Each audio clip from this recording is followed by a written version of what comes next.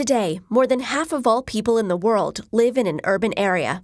By mid-century, this will increase to 70%. But as recently as 100 years ago, only 2 out of 10 people lived in a city, and before that, it was even less.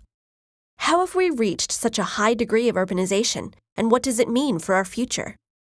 In the earliest days of human history, humans were hunter-gatherers, often moving from place to place in search of food. But about 10,000 years ago, our ancestors began to learn the secrets of selective breeding and early agricultural techniques. For the first time, people could raise food rather than search for it, and this led to the development of semi-permanent villages for the first time in history. Why only semi-permanent, you might ask? Well, at first the villages still had to relocate every few years as the soil became depleted. It was only with the advent of techniques like irrigation and soil tilling about 5,000 years ago that people could rely on a steady and long-term supply of food, making permanent settlements possible. And with the food surpluses that these techniques produced, it was no longer necessary for everyone to farm. This allowed the development of other specialized trades and, by extension, cities. With cities now producing surplus food as well as tools, crafts, and other goods, there was now the possibility of commerce and interaction over longer distances. And as trade flourished, so did technologies that facilitated it, like carts, ships, roads, and ports. Of course, these things required even more labor to build and maintain, so more people were drawn from the countryside to the cities as more jobs and opportunities became available. If you think modern cities are overcrowded, you may be surprised to learn that some cities in 2000 BC had population densities nearly twice as high as that of Shanghai or Calcutta. One reason for this was that transportation was not widely available, so everything had to be within walking distance, including the few sources of clean water that existed then.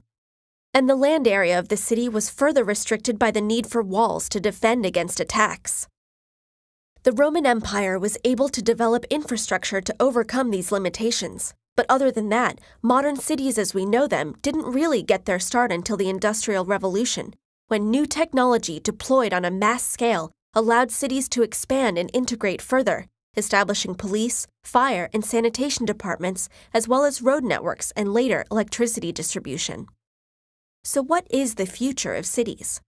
Global population is currently more than 7 billion and is predicted to top out around 10 billion.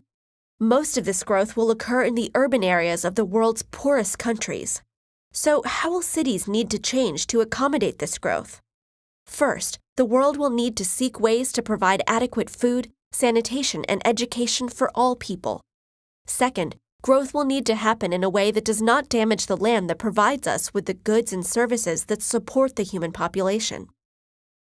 Food production might move to vertical farms and skyscrapers, rooftop gardens, or vacant lots in city centers, while power will increasingly come from multiple sources of renewable energy.